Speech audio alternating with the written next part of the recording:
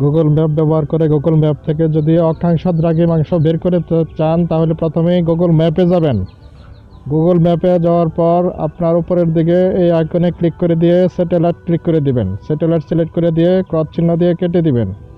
তারপর আপনার ম্যাপটা এরকম স্যাটেলাইট সিস্টেম চলে আসবে। তারপর এই আইকনে ক্লিক করে দিবেন।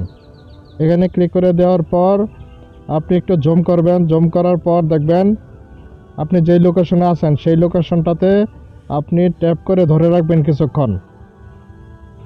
ট্যাপ করে ধরে রাখলে এরকম একটা লাল আইকন, লোকেশনে লাল আইকন আসবে। নিচের দিক থেকে আপনি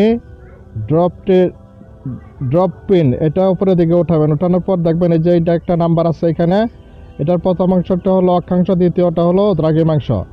আপনি যদি অন্যভাবে করতে চান তাহলে আপনার প্লে স্টোরে চলে যেতে হবে। এখান থেকে আপনি সার্চ বারে গিয়ে লিখবেন মাই জিপিএস লোকেশন। এটা লিখে এই অ্যাপসটা ইনস্টল করে নেওয়ার পর আপনি এখান থেকে বের হয়ে আসবেন, প্লে স্টোর থেকে বের হয়ে আসবেন। বের হয়ে আসার পর আপনি ওই অ্যাপসটার উপরে ক্লিক করে দিবেন।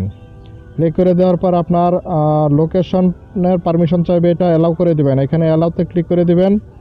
অ্যালাউতে ক্লিক করে দেওয়ার পর আপনাকে এইখানে নিয়ে আসবে। প্রথমে ডাটা থাকবে না, তারপর আপনি দেখতে পাবেন প্রথম যেই সংখ্যাটা দেখতে পারবেন এটা হলো অক্ষাংশ এবং দ্বিতীয়টা হলো দ্রাঘিমাংশ লেখাই আছে। তারপরে উপরের দিকে ম্যাপ, এটাতে যদি ক্লিক করেন তাহলে আপনার লোকেশনের ম্যাপ সহ দেখাবে এবং উপরের দিকে এই আইকনে ক্লিক করে দিয়ে আপনি কপি করতে পারবেন এবং এই আইকন পাশের আইকনে ক্লিক করে দিয়ে আপনি শেয়ার করতে পারবেন এই অক্ষাংশ দ্রাঘিমাংশের সংখ্যাটা।